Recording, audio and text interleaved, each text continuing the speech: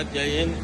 આજે અમારા લોક લાડીલા અમારા માન ખાતર રાખીને અમારી આ રોડની મુલાકાત, જે રોડ જે અમને રાહ જોવરાવી હતી કે ભાઈ તમે બધા વેપારી હાલી પર લઈ લેજો કે બધા વેપારી તમે 1 મહિનો ખમી જાઓ, આરસીસી રોડ કરી આપી। આજે કાનાભાઈનો ખૂબ ખૂબ આભાર। તમે જોઈ શકો છો આખો રોડ આરસીસી રોડ થઈ જશે। આ રોડ હવે 20 વર્ષ સુધી સામું નહીં જોવો પડે એવો રોડ બનાવી આપે છે। થેન્ક યુ કાનાભાઈ, તમારો ખૂબ ખૂબ આભાર।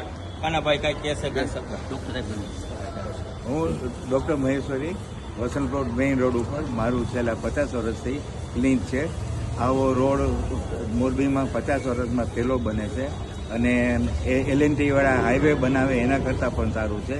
મોદીને સૌથી પહેલાં બને છે અને આરસીસીનો રોડ બનશે એટલે અમને બધાને ખૂબ ખૂબ સુવિધા મળશે અને આની માટે અમે શ્રી કાંતિભાઈ અમૃતિયાનો ખૂબ ખૂબ આભાર માનીએ છીએ અને એ હંમેશા અગાઉ કરતા અને હજી આવા મોરબીના સારા કામ કરતા રહીએ અને ભગવાન ખૂબ એને ખૂબ ખૂબ આયુષ્ય આપે અને ખૂબ તંદુરસ્ત ને હેલ્ધી રાખે। ખૂબ ખૂબ આભાર કાંતિભાઈ।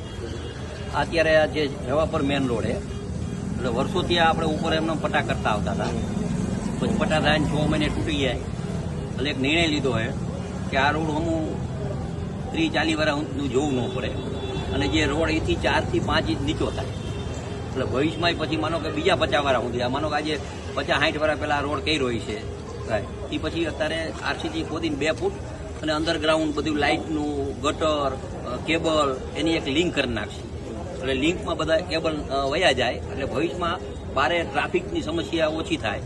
પણ મારા વતી નમ્ર વિનંતી વેપારીને કે તમારે એક અમે ટુકડો કરશી એટલે 1.5 મહિનો થાય એક ટુકડો કરતા, 1.5 મહિનો તમારે સહકાર આપવો પડશે, પછી આ રોડ થઈ જાય પછી આગળ કરતા જશે। એ રીતે લગભગ 4 થી 5 મહિનામાં આ રોડનું કામ પૂરું કરી દેશે। આવા રોડ બીજા 2-3 એવા મંજૂર થયા, પંચાર રોડ ને આતે બધું। અને મારી વિનંતી છે કે હવે જે બાંધકામ કરે જે પણ એ રોડની બાજુમાં 10 ફૂટ છોડીને બાંધકામ કરે।